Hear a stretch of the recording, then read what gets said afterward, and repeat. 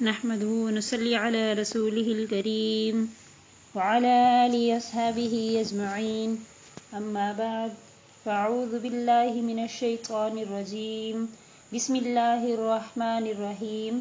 اس اسلامی چینل میں آپ سب کو خوش آمدید۔ السلام علیکم ورحمۃ اللہ وبرکاتہ۔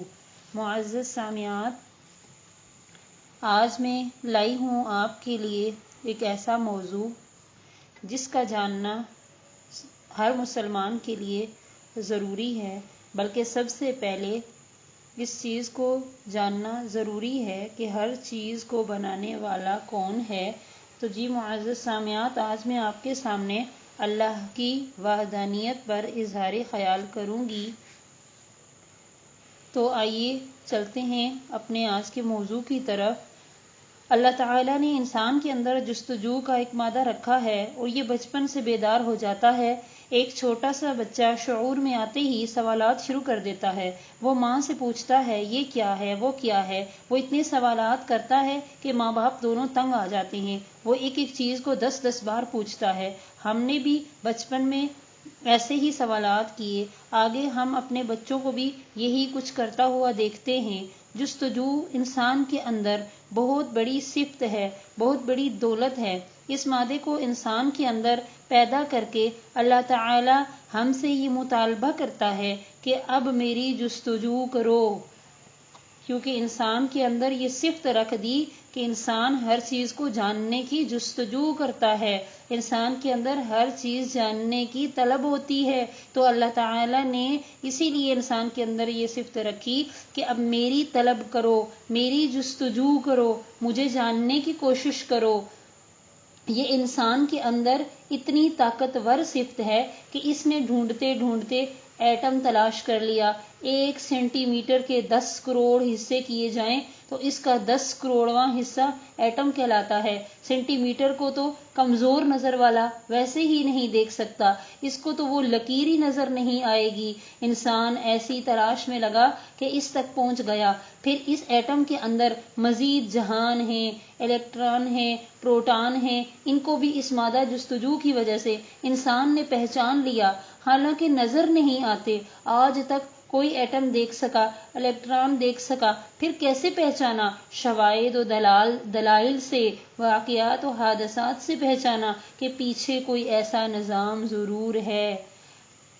تو معزز سامعات، اللہ تعالیٰ بھی نظر نہیں آ رہا، جنت سامنے نہیں ہے، دوزخ سامنے نہیں ہے۔ اللہ تعالیٰ ہم سے مطالبہ کرتا ہے کہ میری بھی جستجو کرو۔ ایٹم تو تمہیں نظر آتا ہے، میں نظر نہیں آ سکتا، میرے بھی تو دلائل دیکھو۔ ایک دم رات کے اندھیرے چھا جاتے ہیں، بیٹھے بیٹھے کائنات اندھیر کیسے ہو جاتی ہے؟ مشرق سے ایک کرن اپنے چہرے سے نقاب اٹھاتی ہے، وہ عالم منور ہو جاتا ہے۔ اتنا بڑا سورج جو زمین سے 12 لاکھ گنا بڑا ہے، روزانہ ایک جگہ سے نکلتا ہے، ایک مدار میں چلتا ہے، ایک جگہ جا کے غروب ہو جاتا ہے۔ ہر سال موسم بدلتے ہیں، کبھی پتجھڑ ہے، کبھی ربیع ہے، کبھی برستے بادل ہیں، کبھی ڈوبتا ہوا سورج ہے، کبھی بہار ہے، کبھی خزاں ہے، کبھی گھٹتا بڑھتا چاند ہے، تو کبھی گرمی اور سردی ہے۔ کالے سیاہ پہاڑوں کے سلسلے ہیں، ان کے اندر سفید سنگ مرمر چھپے ہوئے ہیں۔ کالے سیاہ پہاڑ ہیں مگر اندر سبز۔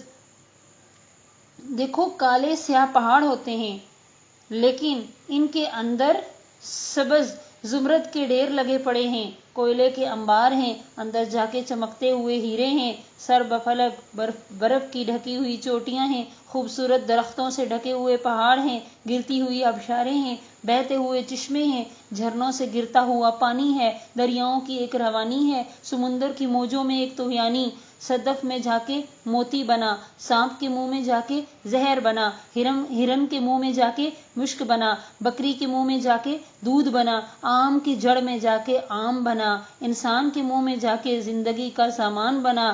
یہ کچھ نہیں بتا رہا کہ اس کے پیچھے بھی کوئی ذات ہے، یہ کچھ نہیں بتا رہا کہ اس کے پیچھے کیا ہے، اس کے پیچھے بھی کوئی ذات ہے جو اس سب کو چلا رہی ہے۔ تو یہ ہے میرے رب کے ہونے کی دلیل۔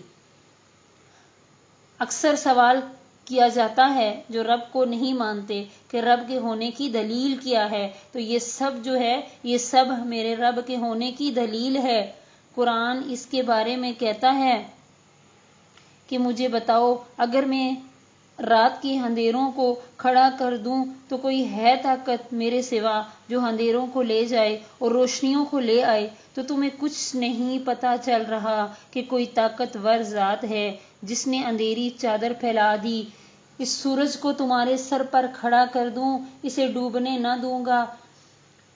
اللہ تعالیٰ ایک اور جگہ فرماتے ہیں کہ اس سورج کو تمہارے سر پر اگر کھڑا کر دوں، اسے ڈوبنے نہ دوں، روشنی کو جانے نہ دوں، اندھیروں کو آنے نہ دوں، تو مجھے بتاؤ کوئی ہے میرے سوا جو اندھیروں کو لا سکے، جس میں تم سو سکو، آرام کر سکو؟ کیا یہ دن کا اجالا اور رات کا اندھیرا نہیں بتا رہا کہ کوئی اللہ ہے جس کے ہاتھ میں ساری کائنات کی لگام ہے، جس کے ہاتھ میں ساری کائنات کا نظام ہے؟ اللہ کے سوا کوئی اور طاقتور ذات نہیں ہے۔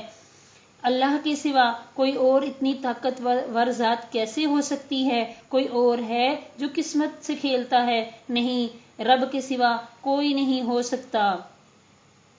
اللہ ہی ہے جو سننے کی طاقت دے رہا ہے، سمجھنے کی طاقت دے رہا ہے۔ اللہ ہی ہے جو بولنے کی طاقت دے رہا ہے۔ اللہ ہی ہے جو سب کو الگ الگ شکل و صورت دے رہا ہے۔ اللہ ہی ہے ایسے ہی زمین کو بھی زمین سے مختلف چیزیں نکال رہا ہے اور زمین کو مختلف چیزوں سے سجا رہا ہے۔ کہیں فرش بنا دیا، کہیں پہاڑ کھڑے کر دیے، کہیں درختوں پہ پھل لگا دیے، کہیں صحرا بچھا دیا، کہیں دریا بہا دیے، کہیں کانٹے اگا دیے۔ ایک ہی پتا ہے، اس میں ایسی مہک ڈالی کہ گھر مہکنے لگا۔ ایک ہی شاخ ہے، اس پر اتنے کانٹے لگے کہ قریب سے گزرنا مشکل ہو گیا۔ گلاب کو رنگ دینا، اس کی پنکھڑیوں کو جدا کرنا، اس میں خوشبو بھرنا، نہ زمین میں یہ چیز ہے، نہ پانی میں یہ چیز ہے، نہ ہوا میں۔ پھر یہ رنگ کہاں سے آیا؟ یہ چنبیلی سفید کیسے ہوئی؟ یہ گلاب سرخ کیسے ہوا؟ اس کی پنکھڑیاں جدا کیسے ہوئی؟ گائے نے چارہ کھایا تو یہ اس کے تھنوں میں دودھ کیسے تبدیل ہو گیا؟ صدف نے پانی پیا، وہ اندر جا کے موتی کیسے بن گیا؟ سانپ نے پانی پیا، وہ اندر جا کے زہر کیسے بن گیا؟ انسان نے پانی پیا، اس کی زندگی کا سامان کیسے بن گیا؟ کھیت نے پانی پیا، وہ سرسبز کیسے ہو گیا؟ آم نے پانی پیا اور اس نے اپنے اندر سے گول گول لمبے لمبے سبز پیلے آم نکالے۔ یہ سب کچھ کیسے ہو رہا ہے؟ اس کے پیچھے کون ہے؟ اللہ خود کہہ رہا ہے، امن خلق السماوات والارض، کہ کس نے زمین اور آسمان کو بنایا؟ کوئی ہے تیرے رب کے سوا یہ سب کچھ بنانے والا؟ وَأَنزَلَ لَكُم مِّنَ السَّمَاءِ مَاءً، کہ ہم نے نازل کیا تمہارے لیے آسمان سے پانی۔ کوئی ہے تیرے رب کے سوا پانی بنانے والا؟ کوئی ہے تمہارے رب کے سوا باغات نکالنے والا؟ ایک درخت تو پیدا کر کے دکھا دو اللہ کی مرضی کے بغیر۔ کوئی ہے اللہ کے سوا؟ کوئی نہیں پاؤ گے۔ یہ سب کچھ جو کر رہا ہے یہ اللہ کر رہا ہے۔ اللہ کے حکم کے بغیر یہ سب کچھ نہیں ہو سکتا۔ تو معزز سامعات، یہ سب کچھ کر کے اللہ نے اپنے ہونے کی دلیل قائم کر دی کہ میں ہوں اور میں سب کچھ کر رہا ہوں۔ تو اللہ اس کے بدلے میں ہم سے کیا مطالبہ کر رہا ہے؟ اللہ پاک ہم سے مطالبہ کر رہے ہیں، صرف ایک ہی مطالبہ کر رہے ہیں کہ ہے میرے بندو، اے میری بندیوں، تم میری جستجو کرو، تم میری طلب کرو، میری طرف آؤ۔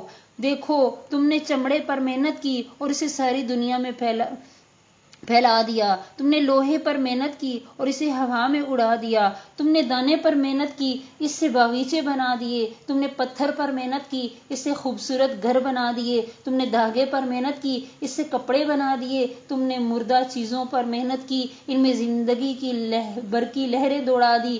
میں تو زندہ حقیقت ہوں، جب میں مل جاؤں گا تو تمہیں سب کچھ مل جائے گا۔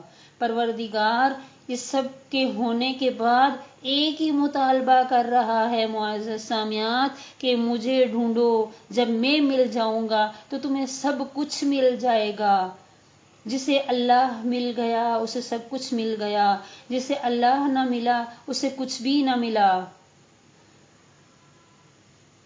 تو جب اللہ سے دوستی ہو جائے گی، جب اللہ سے تعلق جڑ جائے گا، پھر تمہیں پتہ چلے گا کہ زندگی کسے کہتے ہیں، زندگی کس چیز کا نام ہے، زندگی کیا ہوتی ہے، اور یہ زندگی کیسی پیاری ہے جس میں سکون ہی سکون ہے۔ آخر میں یہی دعا کرتی ہوں کہ اللہ تعالی ہمیں اچھی بات کہنے اور سننے کی توفیق عطا فرمائے۔